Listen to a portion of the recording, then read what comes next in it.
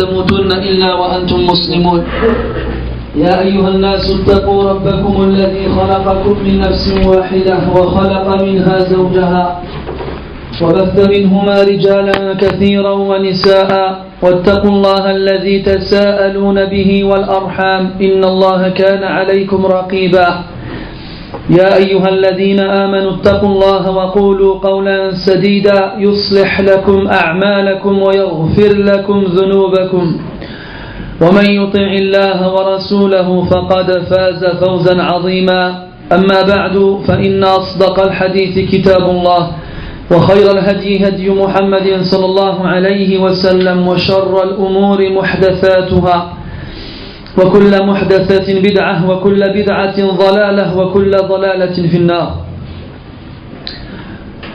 وبعد mes frères comme le frère Issa vient de nous le dire, le sujet de notre kalima portera sur Al-Ikhlas. Et comme de nombreux savants disaient dans certaines de leurs introductions avant de commencer le cours, comme je vous l'ai dit tout à l'heure aussi avant de commencer le premier cours, il y a des sujets desquels on fuit, des sujets qu'on aime lire et étudier, mais qu'on n'aime pas traiter devant les autres.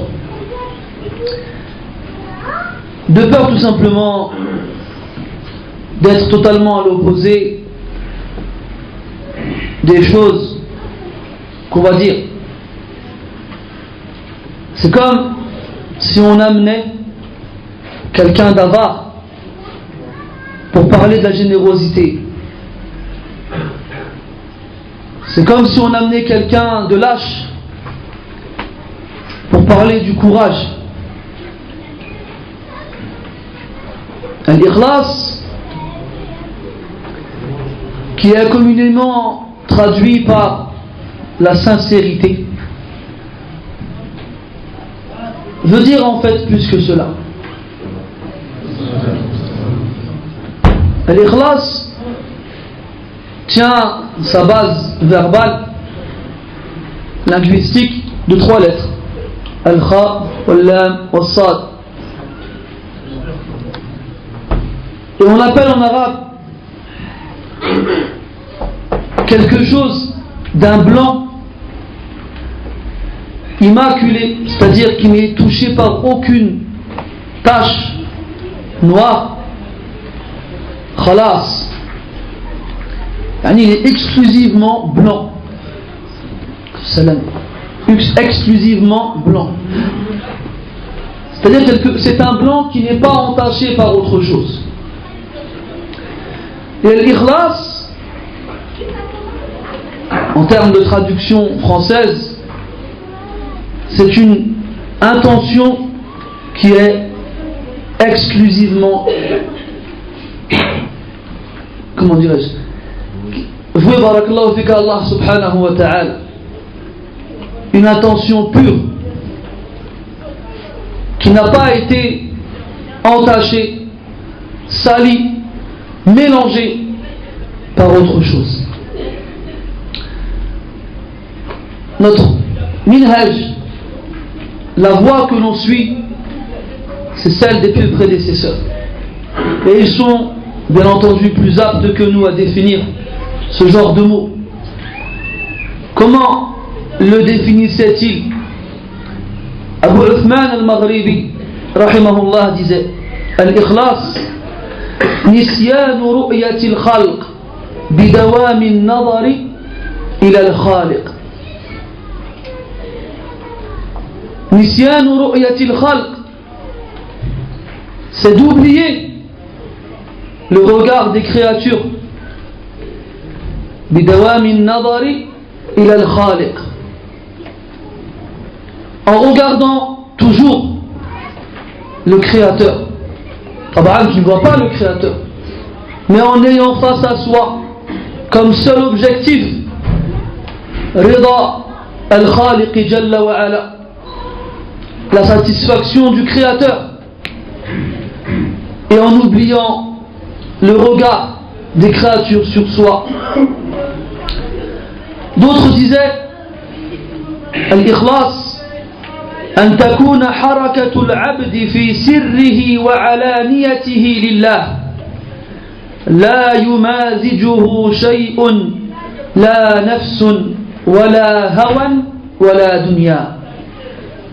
Il disait l'ikhlas, c'est que tous les mouvements du serviteur, qu'il soit seul ou en public, soient pour Allah, et que rien ne se mélange à ces mouvements, pas ni un intérêt personnel, ni une passion, ni une chose de ce bas monde. L'ikhlas هو مسك القلب وماء حياته ومدار الفلاح كله عليه. L'ikhlas, c'est le muscle du cœur et c'est l'eau qui le maintient en vie. Et c'est l'eau qui le maintient en vie. Et toute sa réussite, la réussite de l'âme, tient dessus. Et then l'ikhlas, mes frères, est quelque chose de très important, pour ne pas dire fait partie des choses les plus importantes. L'ikhlas fait partie de a'mal al-qulub. Les actions se divisent en trois catégories. On a a'mal al-qulub, les actions du cœur, des cœurs. A'mal al-lisan ou a'mal al-jawarih, les actions de la langue et les actions des membres du corps. Et certains savants ils rentrent a'mal al-lisan fi a'mal al-jawarih. Ça ferait donc deux catégories: les actions du cœur et les actions du corps, ce qui implique la langue et aussi le reste des membres. Et l'ikhlas fait partie des actions du cœur. Et le cœur, bien entendu, toutes les actions qui lui sont légiférées sont obligatoires. Il n'y a pas de mustahab, il n'y a pas de recommandé dans les actions du cœur. Tout est obligatoire. Contrairement aux actions du corps, qui elles varient dans leur jugement entre l'obligation et la recommandation. C'est par cette différence, entre autres, que les savants disent que les actions du cœur sont plus importantes que celles du corps. Ibn al-Qayyim rahimahullah disait: A'malul qulubi hiya al-asl wa a'malul jawarihi tab'un wa mukammila. La base, ce sont les actions du cœur. Quant aux actions du corps, elles suivent et complètent celles-ci. وإن النية بمنزلة الروح والعمل بمنزلة الجسد للأعضاء.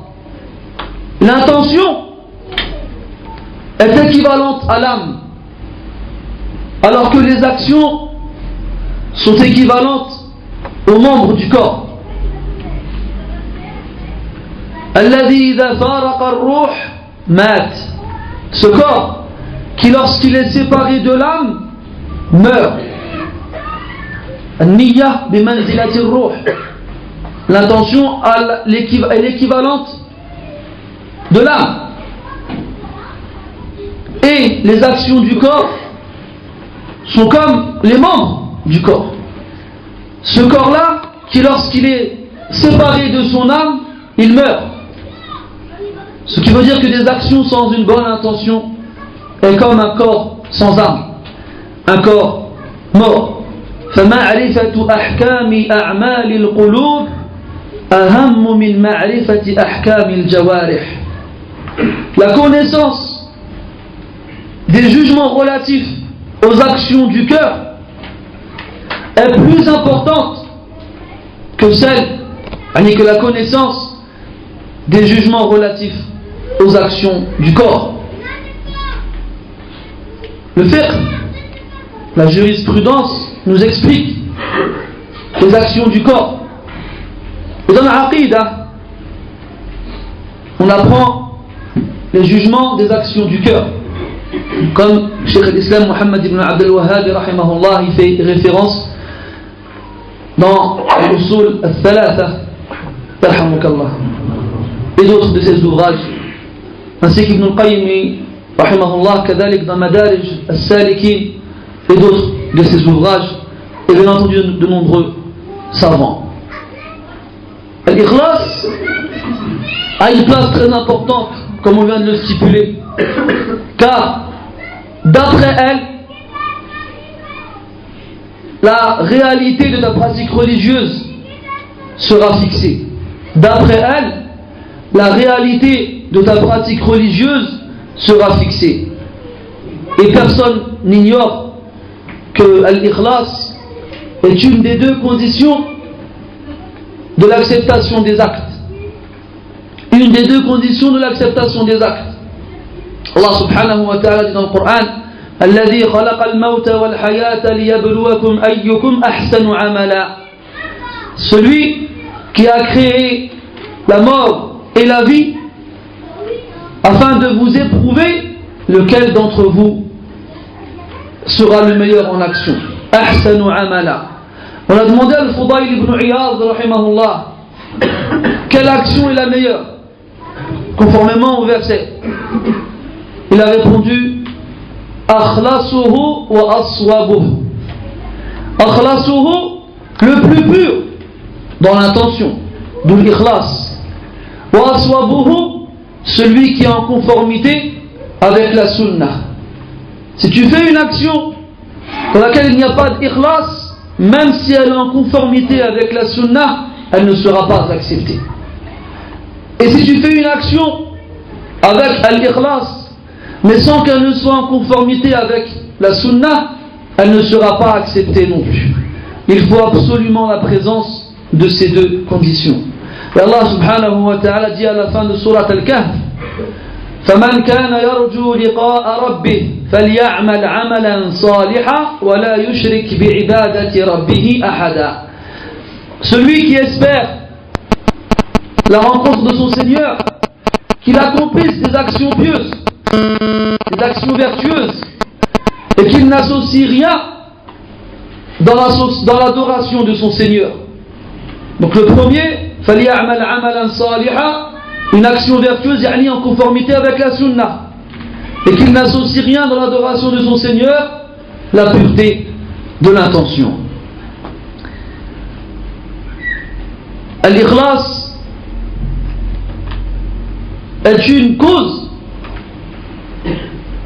à ce que l'action ait une énorme récompense, même si elle est minime. L'ikhlas, donc la pureté de l'intention, donne à la petite action une énorme récompense. Ce qui nous fait comprendre quoi? Qu'une action peut être la même et peut être effectuée par plusieurs personnes, la même action, elle aura une récompense différente chez ces personnes-là en fonction de leur attention, de leur ikhlas. Et de nombreux hadiths font référence à cela. Le hadith de al-bitaqa, sahib al-bitaqa, celui qui vient yawm al-qiyamah, et Allah subhanahu wa ta'ala lui fait voir 99 parchemins qui s'étendent tous jusqu'à l'étendue de l'horizon, jusqu'au maximum où la vue peut s'étendre, la portée de la vue. Chacun de ces parchemins est plein des péchés de cet homme-là. Allah lui dira: renies-tu ce qui se trouve dans ces parchemins? Là lui dira: non, ya Allah, je reconnais tout ce qu'il y a dans ces parchemins. Et on sortira une carte sur laquelle est écrite La ilaha illallah. Et on lui dira, tiens, c'est ta hasana, ta bonne action. Et on demandera à ce que les balances soient posées. Et on posera les parchemins sur un des plateaux de la balance et la carte sur l'autre. Et la carte l'emportera sur les 99 parchemins. وَلَا يَثْقُلُ مَعَ اسْمِ اللَّهِ شَيْءٍ. Et rien n'est lourd à côté du nom d'Allah subhanahu wa ta'ala. Et ce hadith, comme dit Ibn Taymiyyah rahimahullah, concerne celui qui a dit la ilaha illallah mukhlisan, avec la pureté de l'intention. Pourquoi? Parce qu'on sait que ahlul kaba'ir min ummatina sayadkhuluna jahannama hinan min ad-dahri thumma yukhrajuna minha wa yulhaquna bi ahli al-jannah. هذا معتقد أهل السنة والجماعة سلك الله بي وبكم سبيلا. Pourquoi? Parce qu'on sait que les gens qui ont accompli des grands péchés dans cette communauté disent la ilaha illallah. Et pourtant ils iront en enfer un certain temps pour expier leurs péchés, et après ils en seront sortis et rejoindront les gens du paradis. Ceci est la croyance des gens de la Sunna. Qu'Allah fasse qu'on suive leur chemin jusqu'à la mort. Et pourtant ils disent la ilaha illallah. Et ils iront en enfer. C'est quoi la différence entre eux et celui-ci, sahibul bitaqa? C'est que lui il l'a dit avec ikhlas. Il l'a dit avec la pureté de l'intention. Deuxième hadith, le hadith de cette femme, cette bari, cette prostituée qui a abreuvé un chien, qui a trouvé un chien assoiffé et qui lui a donné à boire. Et Allah Azza wa Jal lui a pardonné. Et par rapport à cette action, est-ce qu'on va prendre de ce hadith un hukm am, yani un jugement général, comme quoi toute prostituée qui abreuve un chien assoiffé, Allah lui pardonne? Là, non.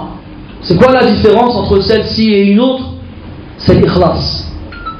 Quelle intention elle avait en abreuvant ce chien? Action qui aux yeux des gens peut paraître dérisoire et n'avoir strictement aucun intérêt, voire aucune valeur. Mais de par la pureté de l'intention, Allah Azza wa Jal lui a donné une récompense immense. Kadalik, le hadith de l'homme qui a trouvé sur la voie publique une branche épineuse. Rosnu Shawk, une branche épineuse, Fa'akhara, et il l'a repoussée afin que les gens qui empruntent cette voie-là soient préservés du mal de cette branche-là. Et Allah Azza wa Jal shakara lah wa ghafara dhanbah. Allah Azza wa Jal l'a récompensé pour cet acte et lui a pardonné ses péchés. Donc ces exemples-là, Ibn Taymiyyah rahimahullah nous dit qu'il prouve que l'action, malgré sa taille, malgré le fait qu'elle puisse être négligée dans le regard des autres, en fonction de l'intention qu'on aura, alors Allah subhanahu wa ta'ala donnera une récompense plus ou moins différente. Et ça s'appelle tafadul al-iman. يعني الإيمان يتفاضل بتفاضل ما في القلوب. La foi sera plus ou moins meilleure d'une personne à une autre par rapport à la différence des cœurs et de ce qu'ils contiennent. C'est pour ça qu'on a demandé à un salaf, قيل لأحد السلف ما بال كلام السلف أنفع من كلامنا. Comment se fait-il que la parole des pieux prédécesseurs est plus profitable que la nôtre? Il a répondu rahimahullah لأنهم تكلموا لعز الإسلام ونجاة النفوس ورضا الرحمن ونحن نتكلم لعز النفوس وطلب الدنيا ورضا الخلق. Il a répondu, et ça c'est une chose que personne ne niera, Salaf rahimahumullah, ils ont des paroles énormément utiles et profitables malgré leur minorité, des phrases courtes, des phrases simples mais très fortes dans leur impact et leur sens. Nous on parle pendant des heures, on est fort pour vous faire rire, vous parler de tout et de n'importe quoi. Mais est-ce que nos paroles ont cet impact? Est-ce que nos paroles sont aussi profitables? Là. Pourquoi? Parce que quand eux ils parlaient, c'était dans le but de montrer la puissance de l'islam et sa force. C'était dans le but de sauver leurs âmes et de satisfaire le tout miséricordieux. Quant à nous, quand on parle, c'est pour montrer, c'est pour s'enorgueillir, montrer la puissance de nos âmes, soi-disant. C'est pour demander une partie de ce bas monde. Et enfin, pour satisfaire les gens et les créatures. On a demandé à l'imam Ahmad rahimahullah. سئل الإمام أحمد رحمه الله عن الصدق والإخلاص فقال بذلك ارتفع القوم. On a demandé à l'imam Ahmad rahimahullah, que dis-tu sur la véracité et la pureté de l'intention? Il a répondu, c'est par cela que les gens ont été élevés. De qui parlait-il? Des Sahaba radiyallahu anhum. Et de ceux à qui Allah a rendu leur récit immortel et éternel. Ces gens-là, qu'est-ce qui a fait qu'ils étaient au-dessus des autres? Sidquhum wa ikhlasuhum. Leur véracité et la pureté de leur intention. Ils ne recherchaient pas un privilège dans ce bas monde. Ils ne s'intéressaient pas à la satisfaction des gens et ne portaient aucun intérêt à son âme. Ce qui comptait, c'était ce qu'Allah Azza wa Jal, c'était comment Allah subhanahu wa ta'ala le considérait. Et sachez que l'ikhlas, il n'y a pas de façon précise qui nous explique comment la voir. Qu'est-ce que ça veut dire? Très souvent les gens viennent demander aux savants, ils viennent demander aux imams, ils viennent demander aux gens comment avoir un ikhlas. Et il y a un shir qui m'a plu quand on lui a posé la question. Il lui dit Kayfa at-tariq li tahqiq al-ikhlas. Il a souri, il a dit Yujibukum al-mukhlisun ana la adri. On lui a dit, ya Cheikh, quel est le moyen de concrétiser l'ikhlas? Il a souri, il a dit, les sincères, les mukhlisoun vous répondront, quant à moi je ne sais pas. Toi tu aurais fait, premièrement, tu dois faire ça. Ensuite tu fais ça. Sois le malik del mukhlisin. Sois le roi des mukhlisin. Alors tu connais rien. Et tu n'es rien. Eux, leur vie entière dans l'ilm ou l'amal, et à la fin ils n'osent même pas répondre à ce genre de questions. Wa inna lillahi wa inna ilayhi raji'un. Inna lillahi wa inna ilayhi raji'un.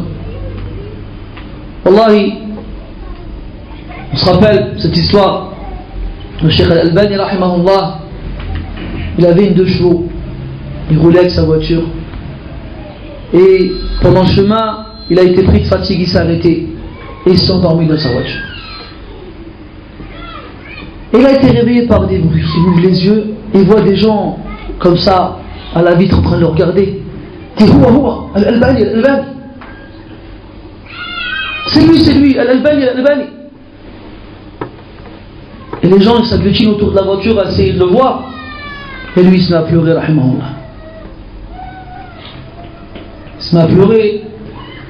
Et il dit Sirna Mashhouri. On est devenu connus. On est devenu célèbre. Wallah, c'est une musiba. Shafi'i rahimahullah, il a dit j'aurais aimé que les gens prennent cette science, il parlait de la sienne, sans jamais l'attribuer à son possesseur, sans savoir que ça vient de moi.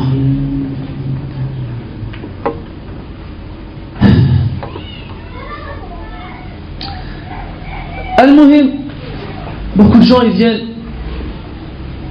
et ils demandent comment faire pour avoir al-ikhlas. Et nous tous ici on se pose cette question. Est-ce qu'on est mukhlisin? Est-ce qu'on a l'ikhlas? Est-ce que ces rak'atayn que je viens de faire c'était pour Allah? Est-ce que ce hajj que j'ai accompli il était pour Allah? Est-ce que mon déplacement vers la mosquée il était pour Allah? Et la akhirihi. Et sachez que Salaf a dit واسمه التستوري رحمه الله, on lui a demandé أي شيء أشد على النفس, quelle est la chose la plus difficile pour l'âme? Il a répondu al-ikhlas, لأنه ليس لها فيه نصيب, لأنه ليس لها فيه نصيب. C'est l'ikhlas. Pourquoi? Parce que l'âme elle n'a aucune part dessus. Elle n'a aucune emprise dessus. Ne crois pas que tu es ainsi, tu te dis, bon là c'est bon, je suis mukhlis, et puis tu vas. C'est pas comme ça l'ikhlas. L'ikhlas, c'est un tawfiq min Allah subhanahu wa ta'ala. C'est une réussite qu'Allah subhanahu wa ta'ala t'accorde. On a demandé à Sufyan al-Thawri rahimahullah. Sufyan al-Thawri rahimahullah, il a dit ما عالجت شيئا أشد على نفسي من نيتي إنها تتقلب علي إنها تتقلب علي. Il a dit je n'ai pas travaillé mon âme sur une chose aussi difficile que mon intention, car elle ne cesse de se retourner contre moi. Elle ne cesse de se retourner contre moi. Au début, tu dis c'est pour Allah. Tu dis Allah Akbar. Et quelqu'un y passe. Et là dans ta tête, ça fait un tour. C'est pour lui. C'est pour Allah, tu sais plus. Et là, les gens qui sont touchés par le waswas, ils arrêtent de prier. Et ça, c'est l'erreur. Ça, c'est l'erreur. N'écoute pas ces voix qui tournent dans ta tête. Et dis-toi qu'Allah Azza wa Jal, c'est lui qui t'accorde la réussite. Fais l'action et combat ton âme.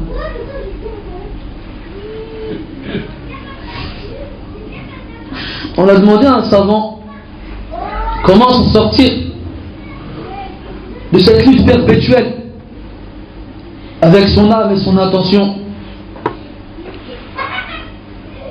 Jusqu'à quand cette lutte durera-t-elle? Il a dit jusqu'à la mort. Jusqu'à la mort. Ne crois pas que tu trouveras une parole qui te donnera l'astuce pour s'en débarrasser. Et après, toute ta vie, tu lutteras pour ta niya.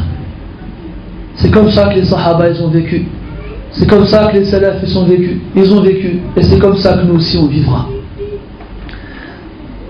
Agis, fais tes actions et demande à Allah l'ikhlas. Demande à Allah Ta'ala de t'accorder cette réussite ça, mon frère, quand tu fais une action, ne te dis pas, Masha'Allah, j'ai fait, et j'ai fait, et j'ai fait. Quand tu fais des actions, oublie-les, n'y pense même plus. Fais comme si tu n'avais rien fait. Et multiplie les bonnes actions. Peut-être que dans tout ça, Allah il t'aura accepté quelque chose. Parce que cette fois-là, tu auras été meilleur que dans les autres.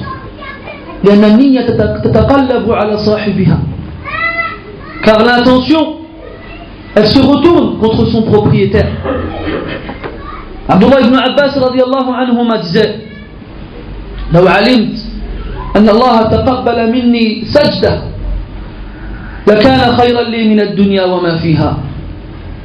Si je savais qu'Allah subhanahu a accepté de moi une prosternation, ce sera meilleur pour moi que ce bas monde de ce qu'il contient. Les gens n'ont pas compris. قالوا لما ذلك? Pourquoi?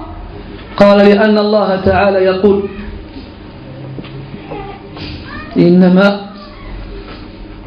إنما يتقبل الله من المتقين. إنما يتقبل الله من المتقين. Allah n'accepte que de la part de ceux qui craignent. Allah n'accepte que de la part de ceux qui sont pieux. Dit que si Allah subhanahu accepte de ta part une action, فأبشر فأنت من المتقين. ولكن أنى لك معرفة ذلك.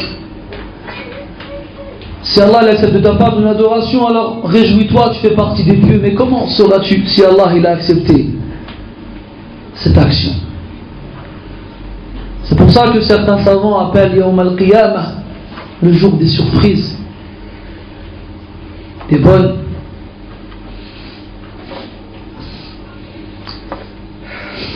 et des mauvaises.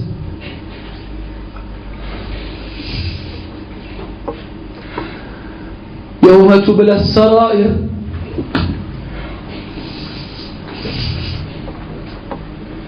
فما لهم من قوة ولا ناصر. Le jour où les secrets seront dévoilés, ce jour-là, personne n'aura de force ou de secoureur.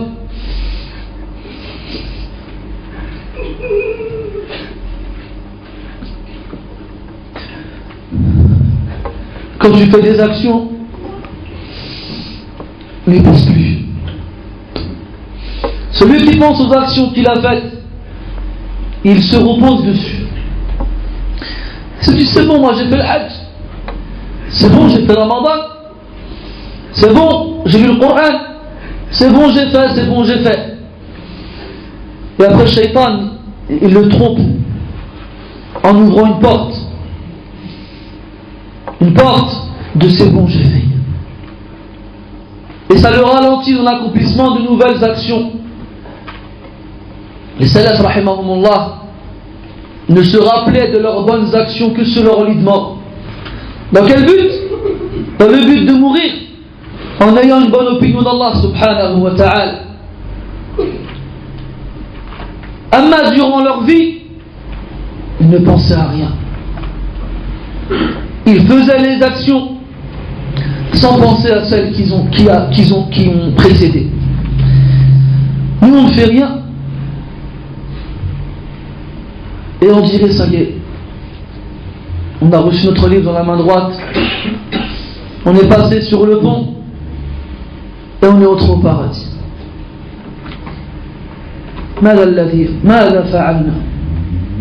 Qu'est-ce qu'on a fait? On regarde les autres dehors qui ne prient pas et on dit nous on est meilleurs qu'eux. Mais regarde pas celui qui est en dessous de toi. Regarde celui qui est au-dessus de toi. C'est comme ça que tu avanceras. Maintenant tu regardes celui qui est dans l'égarement et la perversité. En quoi cela va-t-il t'aider à devenir meilleur? En rien. Donc la niya, mes frères, l'ikhlas, ce n'est pas entre nos mains. Ça ne sert donc à rien de passer des heures et des heures et des heures, la niya. Et ça, c'est une porte que Shaitan il ouvre vers al-waswasa, vers les suggestions, les doutes. Et tu vois la personne devant le sof, les mains comme ça pendant un quart d'heure, les yeux fermés, il se concentre. Tu dis mais qu'est-ce que tu fais? Il dit je fais ma niya. Subhanallah. Tu es venu à la mosquée à l'heure de l'Asr. Tu as la niya de faire la prière de l'Asr. Lui il croit qu'il faut qu'il dise dans sa tête je vais faire l'Asr. C'est comme quand le soir tu règles ton réveil pour faire salat subh et qu'à l'heure de subh tu éteins ton réveil et que tu vas faire les ablutions, tu as la niya de faire subh. C'est des choses qui se font instinctivement. العلماء يقولون أن النية تميز بين العبادات التي قد تكون من جنس واحد وهيئة واحدة. Donc l'intention elle sert à deux choses. Tamyiz, à distinguer pour qui on fait l'action, pour Allah subhanahu wa ta'ala ou autre, et deuxièmement à distinguer les actions les unes des autres. Exemple, salat al-dhuhri wa salat al-asr. Dans la hay'a c'est la même chose, dans la forme c'est la même. 4 raka'at à voix basse avec 2 tashahhud. Qu'est-ce qui va distinguer al-dhuhr de l'asr? C'est la niya. Et les savants disent لو كلفنا الله عملا بلا نية لكان من العمل ما لا يطاق. Si Allah nous avait imposé une action sans avoir d'intention, ça aurait été imposer un poids à quelqu'un qu'on ne peut porter. Tu ne peux pas ne pas avoir d'intention, c'est impossible. Tu n'es pas un robot, une carcasse vide. Tu as un esprit, tu penses, tu réfléchis. Donc tous ceux qui sont touchés par ces calamités, al-waswasa, qu'ils les chassent et qu'ils les repoussent et qu'ils se disent qu'ils ne craignent pas Allah subhanahu wa ta'ala plus que le prophète sallallahu alayhi wa sallam, et ainsi que les sahaba radiyallahu anhum qui eux ne faisaient pas cela. Toi la niya, elle va te servir à déterminer l'action et à déterminer pour qui tu l'as fait. Allah azza wa jalla. Maintenant elle n'est pas entre tes mains, l'ikhlas n'est pas entre tes mains. Dans tes sujoud, dans tes khalawat, quand tu es seul, dans tes invocations, demande à Allah l'ikhlas tout le temps. Tout le temps. Et fais confiance à Allah subhanahu wa ta'ala et œuvre. Fais le plus possible. Et ne dénigre aucune action. Regarde les 3 personnes dont on a parlé tout à l'heure. Sahibul bitaqa, celui qui a la carte. La prostituée et l'homme qui a débarrassé la voie d'une branche. لا تحقرن من المعروف شيئا ولو أن تلقى أخاك بوجه طلق. Ne dénigre rien du bien, ne serait-ce que rencontrer ton frère avec un visage radieux. Toutes les actions avec lesquelles tu peux te rapprocher d'Allah subhanahu wa ta'ala et tu peux espérer par celle-ci atteindre al-ikhlas, accomplis-les. Et ne dénigre rien. Ne dénigre rien. Des bonnes actions. Et après qu'on ait vu que les salaf rahimahumullah nous ont expliqué que l'ikhlas n'était pas entre tes mains et que ton âme n'avait pas d'emprise dessus, mais c'était un tawfiq de la part d'Allah subhanahu wa ta'ala. Sachez qu'un des meilleurs moyens d'estimer, atteindre ce degré, c'est de se cacher le plus possible pour faire ces actions-là, de s'éloigner de riya, de s'éloigner de l'ostentation. Et sachez que celui qui fait de l'ostentation, tôt ou tard, ça se retourne contre lui. Dit dans le hadith sallallahu alayhi wa sallam, man ra'a Allahu bih. Celui qui fait de l'ostentation, Allah Ta'ala lui en fera autant. Il le fera voir, mais pas dans les choses qu'il voulait qu'on voit de lui. Al-Fudayl rahimahullah il disait Adrakna unasan yura'una bima ya'malun hatta asbahu yura'una bima la ya'malun. Wallah kalam shadid hada. Il a dit on a vu des gens qui faisaient de l'ostentation dans les actions qui les appliquaient jusqu'à ce qu'ils fassent de l'ostentation dans les actions qu'ils n'appliquaient pas. Pour celui qui n'a pas compris, il faisait des actions pour se faire voir par les autres. Mais comme le prophète a dit, alayhi salatu wassalam, tôt ou tard ça se retourne contre lui. Et à la fin, on le voyait dans son délaissement des actions. On le voyait dans son délaissement des actions. Celui qui fait riya, celui qui fait de l'ostentation, il ruse. Et comme Allah Ta'ala dit وَيَمْكُرُونَ وَيَمْكُرُ اللَّهُ وَاللَّهُ خَيْرُ الْمَاكِرِينَ. Et il ruse, et Allah aussi ruse. Et Allah est le meilleur de ceux qui rusent. Alors les salafs rahimahumullah, wallahi, je te jure, des fois tu lis leurs histoires et t'es perplexe. T'es comme ça devant le livre et tu dis subhanallah. Comme il disait même Ahmad rahimahullah,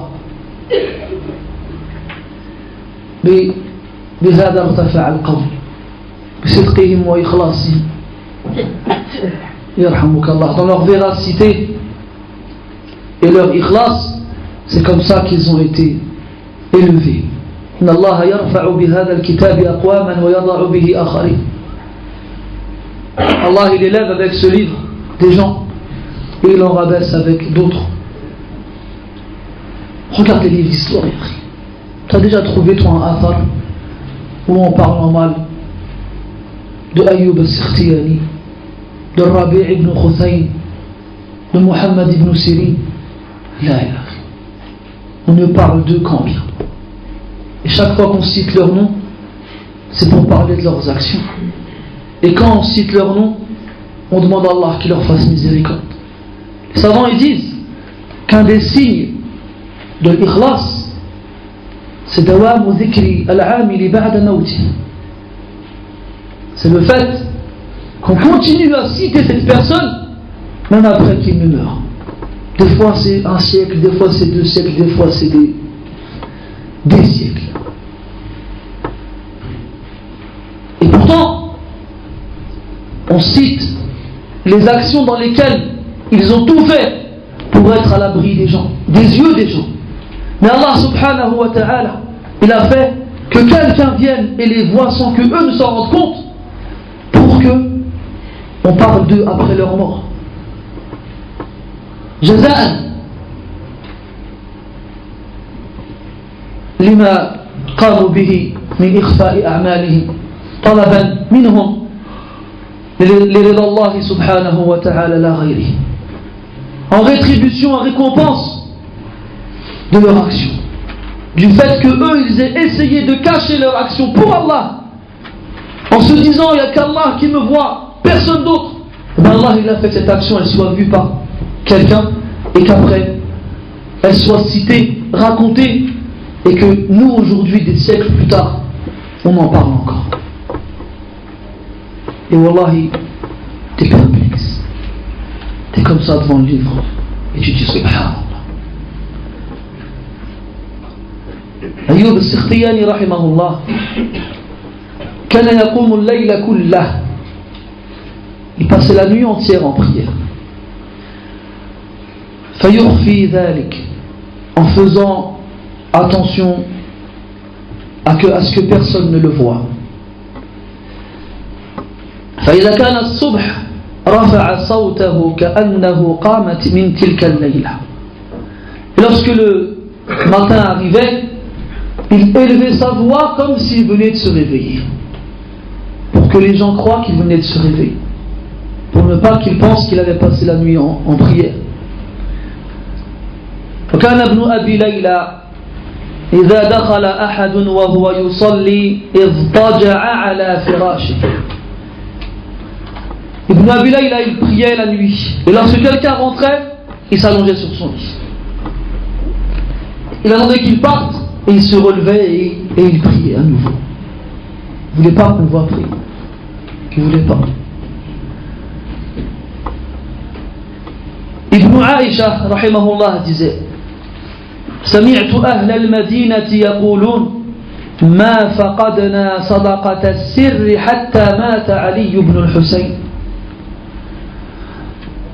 Nous n'avons perdu l'aumône cachée que lorsque mourut Ali ibn al-Hussein. C'est quoi l'aumône cachée? Tous les matins, toutes les nuits, Ali ibn al-Hussein, rahimahullah, il passait dans les rues avec un sac dans lequel il y avait des provisions. Et il posait des sacs devant la porte des gens qu'il connaissait comme étant pauvres. Et eux, tous les matins, en ouvrant la porte, ils trouvaient la sadaqa. Et ils n'ont jamais su c'était qui leur faisait sadaqa. Jamais. Quand est-ce qu'ils ont su que c'était lui? Parce que quand il est mort, plus personne ne venait donner ces sacs-là. Alors ils ont fait lien. Nous n'avons perdu l'aumône cachée que lorsque mourut Ali ibn al-Hussein. Rahimahullah. Une des servantes de Rabi ibn al-Khuthayn, rahimahullah, disait que tout ce que Rabi ibn al-Khuthayn accomplissait, il le faisait discrètement. À un point où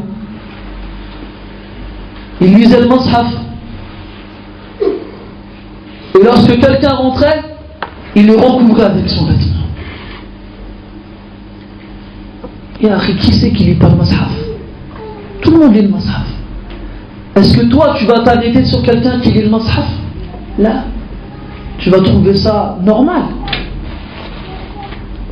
Lui-même dans les actions qui pouvaient paraître anodines aux yeux des gens, dans lesquelles les gens ne feraient pas d'ostentation, dans lesquelles les gens ne chercheraient pas à se faire voir, lui, il ne voulait pas qu'on le voie.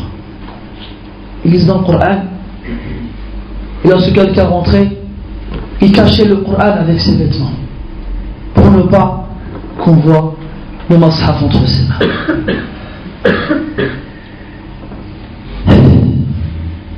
وكان أحد السلف إذا وعظ تأثر بوعظه فكان يخاف من الرياء بعد أن امتلأت عيناه من الدموع فأخذ يمسح وجهه ويقول ما أشد الزكام.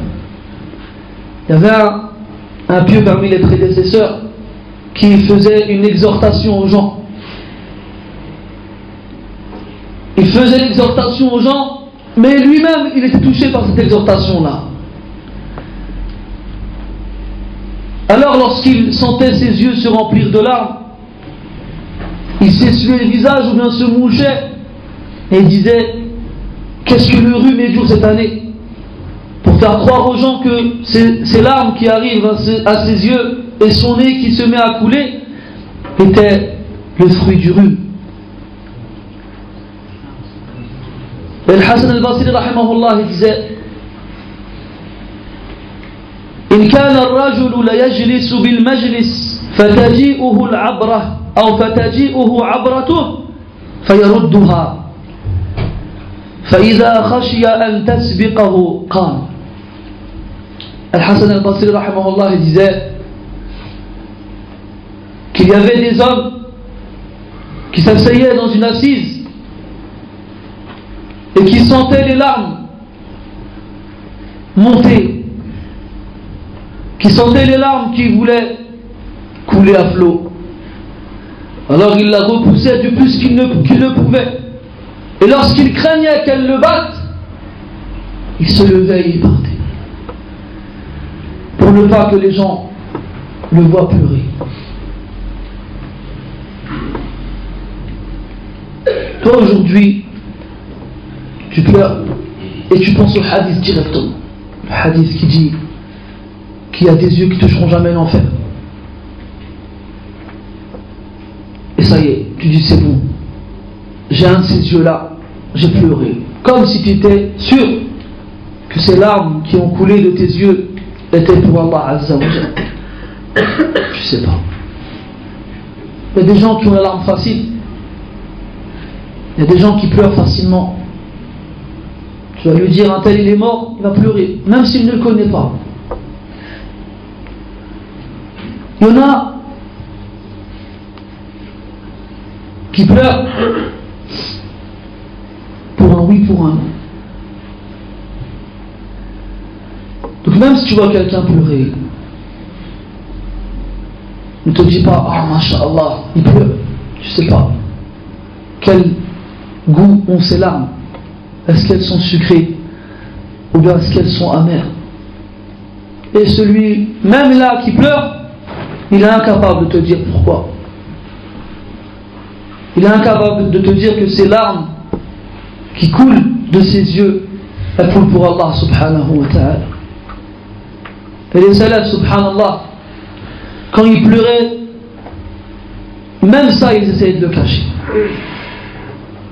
Même ça ils essayaient de le cacher. Muhammad ibn Wasi' rahimahullah disait qu'il y avait un homme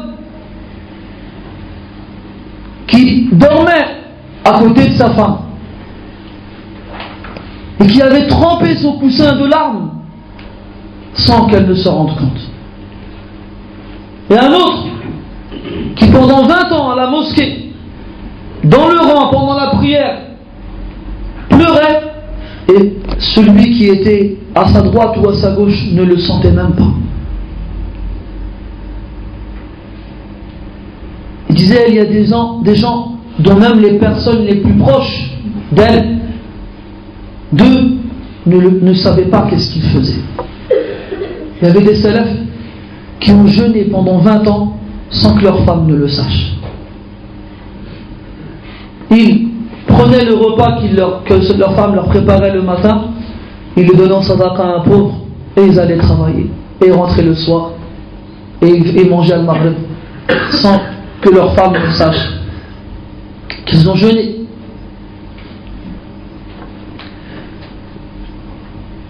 Et nous, qu'est-ce qu'on a fait?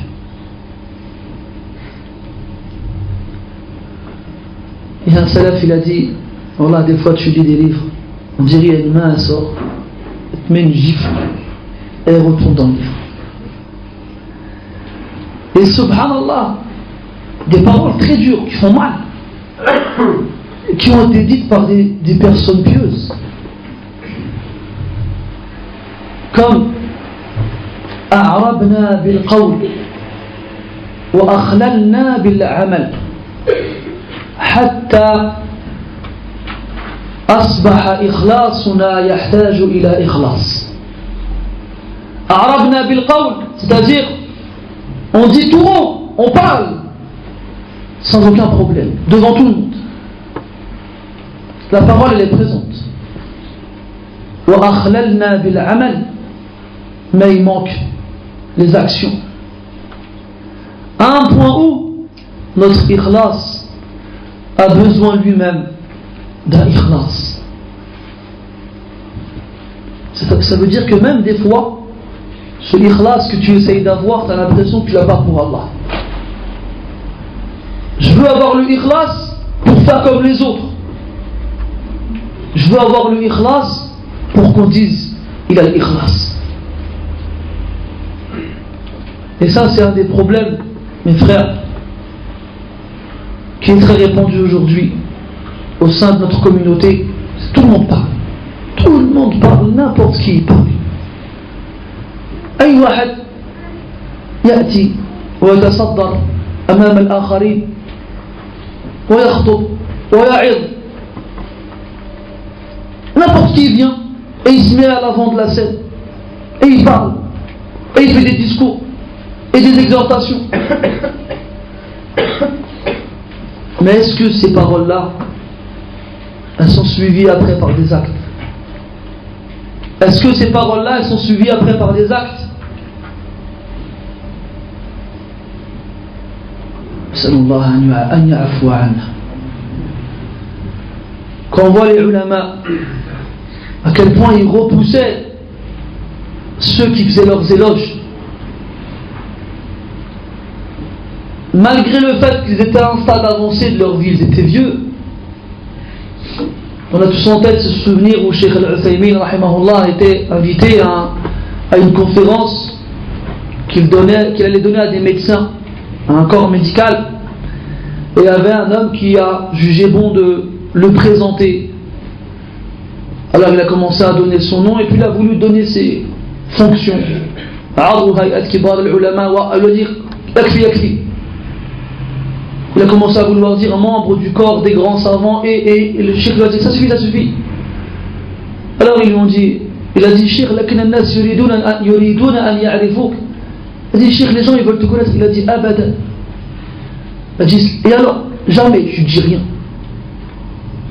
Et une autre fois il a été invité pour faire un dars et le frère, le muqaddim, le présentateur, il lui a fait une muqaddima. Le cheikh il a laissé parler.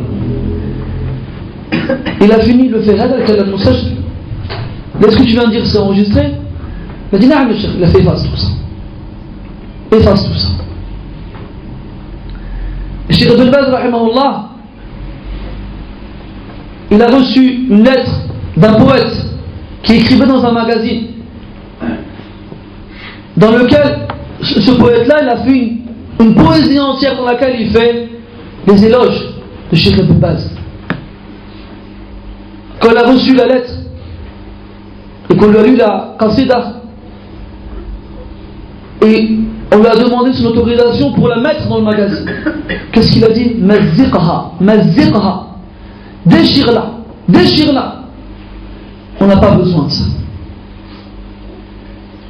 Cheikh Al-Albani rahimahullah, pareil, quand un frère il fait sa présentation et on entend la voix de Cheikh Al-Albani rahimahullah lourde, une respiration lourde, et il dit laisse tout bizarre qu'elle m'en souffre, et il pleure. Je ne suis pas comme tu m'as cité. Je ne suis qu'un petit étudiant dans la science rahimahullah.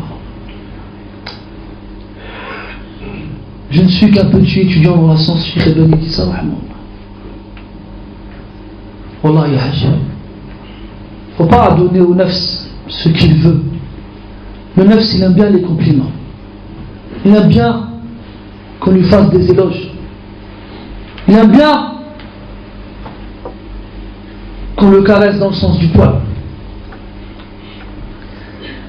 Et des fois les gens ils veulent pas mal quand ils font cela. C'est pas leur but. Ils ne veulent que montrer l'amour qu'ils ont envers cette personne et le respect qu'ils lui donnent. Mais ils ne savent pas qu'ils ne l'aident pas. Ils ne savent pas qu'ils ne l'aident pas. Il y a un frère une fois il a dit à un shir, il a dit shir, j'ai peur pour ma niya quand je fais la prière, je pense que je me dis que je fais ça pour les gens. Il lui a dit mais qui te connaît toi? Qui te connaît toi? Tu n'es qu'un musulman parmi les autres dans la mosquée. Et les gens ils passent devant toi sans se retourner sur toi. Pourquoi tu penses à ça? Qu'est-ce que tu dois dire de ces imams qui sont devant 10 000 personnes? Ou de ces savants qui sont sur une table devant des personnes? Et qu'on voit et qu'on observe et qu'on regarde. Comment tu dois dire? Une fois à Mecca, il y avait le Mufti Hafidahullah qui priait. Et nous on l'observait comme ça, on regardait, on analysait sa prière. Imagine-toi, qu'est-ce qu'il doit y avoir dans sa tête à ce moment-là? Comment tu fais? Tu vas t'arrêter et recommencer à arrêter comme Sahib al-Waswas? Là. Tu vas carrément ne plus faire la prière et partir ailleurs? Là. Tu dois continuer. Wasta'in billah. Et demande l'aide d'Allah Azza wa Jal. Et Wallah, comme ils disaient les ulama, الشهرة c'est une musiba. وما كان صادقا من أحب الشهرة. Et celui qui aime la célébrité, Wallah, il n'est pas sincère, il n'est pas véridique. Celui qui aime qu'on parle de lui, celui qui aime qu'on le regarde, il n'est pas véridique.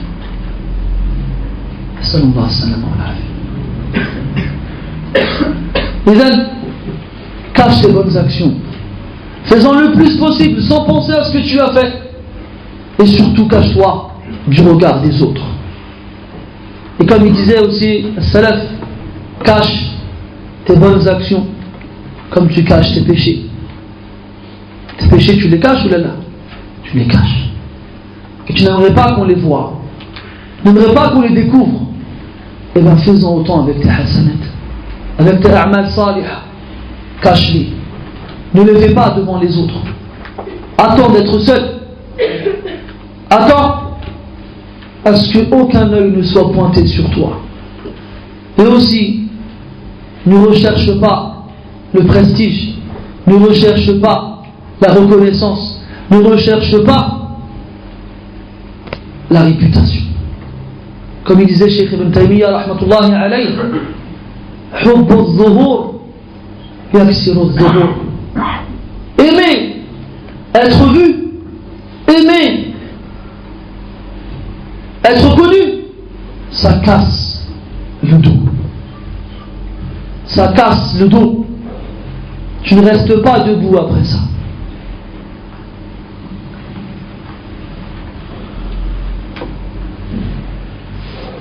Et l'ikhlas,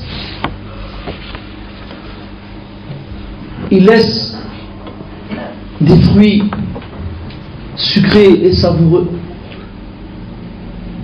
très nombreux. ولنذكر على سبيل المثال بعضها, et qu'on en cite certaines par exemple. L'ikhlas, la pureté de l'intention, amène au soulagement après l'affliction, à l'apaisement après la peine. Et tout le monde connaît le hadith de ces trois hommes qui se réfugièrent dans une grotte et dont cette grotte-là, et dont l'entrée de cette grotte-là fut obstruée par un rocher qui tomba. Chacun d'entre eux évoqua une action dans laquelle il estimait avoir al-ikhlas. Premier, il a dit qu'il avait des parents et qu'il avait aussi donc un troupeau duquel il amenait du lait, et le soir, en rentrant chez lui, il en donnait d'abord à ses parents et ensuite il en passait à sa famille. Un soir qu'il a tardé, il est rentré tard et il a trouvé ses parents en train de dormir, et il est resté à leur chevet à attendre leur réveil pour qu'ils soient les premiers à boire de ce lait. Et il a laissé ses enfants pleurer de faim jusqu'à ce qu'ils s'endorment. Et c'est seulement au réveil de ses parents et après qu'ils aient bu du lait qu'il a donné à sa famille. Après il dit: Ya Allah, si tu sais que j'ai fait cela que pour toi, alors ouvre-nous une brèche. Et le rocher bougea. Deuxième, il avait une cousine dont il était amoureux éperdument. Et toujours il essayait de la séduire et elle refusait. Un jour qu'elle fut touchée par une pauvreté, elle est venue le voir pour lui demander de l'aide. Alors il a saisi l'occasion. Il lui a dit: offre-toi à moi, je te donne la somme dont tu as besoin. Alors elle, à cause de la pauvreté, elle a accepté. Mais lorsqu'il s'est mis au-dessus d'elle, elle l'a repoussé en lui disant: crains Allah. Elle l'a repoussé en lui disant: crains Allah. Si tu crains Allah, alors ne m'oblige pas à faire cela. Alors l'homme, il s'est rappelé Allah Azza wa Jal et il s'est poussé d'elle et il lui a donné l'argent. Et après il dit: Ya Allah, si tu sais que j'ai fait cela pour toi, alors ouvre-nous une brèche. Et la pierre a bougé encore une fois. Et le troisième, il avait un associé, donc avec lequel ils ont acheté. Là, il avait un ouvrier, quelqu'un qui travaillait pour lui. et il est parti sans qu'il ne puisse le payer. Alors il a pris l'argent, ce salaire-là, et il l'a investi, et Allah il lui a mis dedans la bénédiction jusqu'à ce qu'il ait fait avec un troupeau, et il a akhirihi. Plus tard, cet ouvrier il est venu, il a demandé son salaire. Alors l'homme lui dit, tiens, tu as tout ce troupeau, et tout ce terrain, et tout cela, c'est à toi, prends-le. L'homme il a dit non. Il a dit, moi j'ai travaillé pour telle chose et pour tel salaire. Il lui a dit, c'est ton salaire, prends-le. Et après il a dit, Allah, tu sais que j'ai fait cela pour toi, alors ouvre-nous une issue. Et là, le rocher s'est suffisamment déplacé pour qu'il puisse en sortir. Tafrij al-kurubat, al-ikhlas, al-amal, al-salih. Quand tu es touché par une peine, quand tu es dans une calamité et un mal, tawassal ila Allah بهذه الأعمال التي ترجو فيها الإخلاص. Rapproche-toi d'Allah Azza wa Jal par ces actions-là dans lesquelles tu espères qu'il y a l'ikhlas. وهذا من التوسل المشروع. Et ça rentre dans le tawassul, c'est-à-dire le fait de mettre un moyen entre guillemets entre soi et Allah Azza wa Jal, mais légiféré. Car le tawassul il est soit mashroua, soit mamnoua.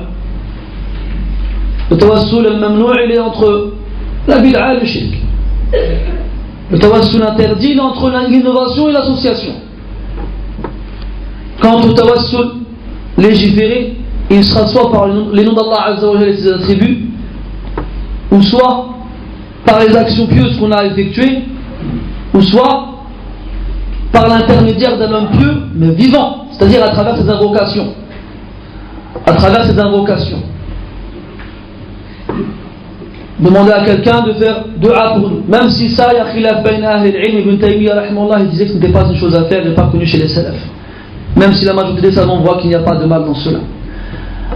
Va voir un frère qui dit fais dua pour moi. Ce qu'on fait très souvent d'ailleurs. Les salafs ne le faisaient pas. Du moins très peu. Du moins très peu.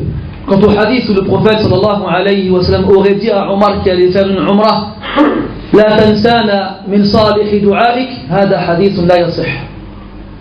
Ne nous oublie pas dans tes invocations vertueuses.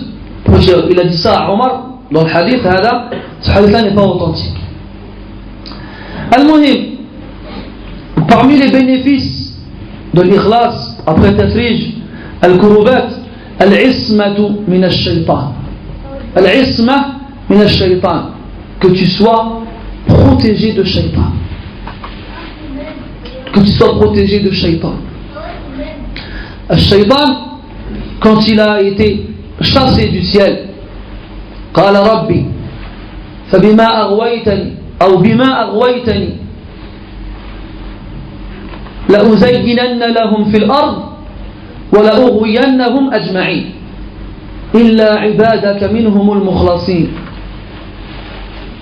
Il a dit à Allah, comme tu m'as égaré, je leur embellirai tout ce qu'il y a sur terre et je les égarerai aussi tous, sauf tes serviteurs parmi eux, al-mukhlasin. Et Yusuf alayhi salam, lorsque la femme de l'Aziz a tenté de le séduire, Allah dit وَلَقَدْ هَمَّتْ بِهِ وَهَمَّ بِهَا. Elle a eu envie de lui et il a eu envie d'elle. لَوْلَا أَنْ رَأَى بُرْهَانَ رَبِّهِ. Si ce n'était la preuve évidente qu'il a vue de son Seigneur. كَذَلِكَ لِنَصْرِفَ عَنْهُ السُّوءَ وَالْفَحْشَاءَ. Il en est ainsi, nous le préservons du mal et de la turpitude. إِنَّهُ مِنْ عِبَادِنَا الْمُخْلَصِينَ. Il était certes parmi nos serviteurs al-mukhlasin. Donc le mukhlis, Allah Azza wa Jalla le préserve de shaitan, il le préserve de ses ruses, et il le préserve de ses attaques. Et al-Mukhlis, il a le droit à l'intercession du prophète sallallahu alayhi wa sallam. Abu Huraira radiyallahu anhu a demandé au prophète sallallahu alayhi wa sallam: Man as'adu an-nas bi shafa'atika yawm al-qiyamah. Qui parmi les gens seront les plus heureux lorsque tu intercéderas pour eux le jour du jugement? Alors le prophète sallallahu alayhi wa sallam m'a dit: je savais que si on m'interrogeait sur cela, ça aurait été toi, parmi eux, parmi les gens, tellement tu es acharné dans l'apprentissage de la science. Parce que ça, Abu Huraira radiyallahu anhu. Il a dit, alayhi salatu wassalam: أسعد الناس بالشفاعة يوم القيامة من قال لا إله إلا الله مخلصا من قبل نفسه وفي رواية من قلبه. Celui qui sera le plus heureux à mon intercession, de mon intercession le jour du jugement, est celui qui a dit la ilaha illallah sincèrement de son cœur. Dire la ilaha illallah avec du plus profond de son cœur. Al-Muhim, les thimar sont nombreuses, les fruits sont nombreux. Et comme on l'a dit, l'ikhlas, c'est un combat qu'on mène toute sa vie. Et ne crois pas que tu t'en sortiras un jour. Je ne dis pas ça dans le but de vous décourager, là, au contraire. Ça a pour but à ce que les personnes qui sont perturbées par cela délaissent cette perturbation et qu'ils s'en remettent à Allah subhanahu wa ta'ala. C'est ça le but quand on dit cela. Toi, fais ton ijtihad, fais ton effort et mets dans ton cœur que tu fais la chose pour Allah subhanahu wa ta'ala. Et si par la suite l'intention, tu as l'impression qu'elle t'échappe, ce n'est pas ton ressort. C'est comme ça. Toi, demande à Allah qu'il t'accepte et qu'il accepte tes actions. Et demande à Allah que le jour des surprises, le jour où les secrets seront dévoilés, eh bien, tu aies des bonnes surprises. Et justement, comme on l'a dit tout à l'heure, أصبحنا نركز على المظاهر أكثر مما نركز على البواطن. On s'est mis à insister plus sur l'apparence que sur l'intérieur. Et si on insistait autant sur l'intérieur que sur l'extérieur, peut-être que ça irait mieux. On a dit, l'homme et la femme, ils ont des secrets l'un envers l'autre. Pourquoi? Car ils ont vu de l'autre ce que personne ne voit. Après Allah tabaraka wa ta'ala. Et vous vous souvenez, l'une des dernières questions sur lesquelles on s'est arrêté, je pense même la dernière, ce frère qui, quand il est dehors, masha'Allah, et quand il est chez lui, un shaytan. Un shaytan. C'est pour cela qu'il faut faire attention à ne pas se faire des éloges exagérés. D'ailleurs, il a été légiféré par le prophète alayhi salatu wassalam à ce qu'on jette du sable au visage de celui qui complimente exagérément. Je ne veux pas de compliment, laisse-moi tranquille. Déjà, on n'y arrive pas. En plus, il vient nous rajouter: oh mashallah akhi, laisse-moi. Je te laisse, tu me laisses. Comme il disait Ibn Jawzi, Na'am rahimahullah, il disait: Lawla sitrullah alayna lama wajada ahadan لما وجد أحد شيئا يمدح به غيره. Si ce n'était ce voile qu'Allah Ta'ala, avec lequel Allah Ta'ala cache nos péchés aux yeux des autres, personne n'aurait trouvé de quoi faire une éloge à un autre. Personne. Yarhamukallah. Personne. Donc, laissons les éloges de côté. Et même si dans certains cas, les savants ils ont dit qu'il était légiféré, même dans certains cas l'éloge était légiféré. Comme on voit le prophète alayhi salatu wassalam faire les éloges d'Abu Bakr en présence des autres, ou de Omar ou bien des autres. Mais jusqu'à des hajj, il y a des besoins à cela. Il y a des besoins à cela. Notamment pour motiver les gens à en faire autant. Et surtout, quand on ne craint pas de la personne qui a été complimentée, qu'elle ne se fasse tromper par ce flot de compliments. Et aussi quand la personne qui fait le compliment n'a pas comme intention de soutirer un profit de la personne à laquelle elle fait ce compliment. Al-Muhim, on a vu que c'était dur d'avoir l'ikhlas. Donc qu'on s'éloigne des choses qui nous en éloignent et qu'on se rapproche des choses qui nous en rapprochent. هذا والله أعلم وصلى الله وسلم وبارك على نبينا محمد وعلى آله وأصحابه أجمعين سبحانك اللهم وبحمدك أشهد أن لا إله إلا أنت نستغفرك ونتوب إليك والحمد لله رب العالمين. بارك الله فيك.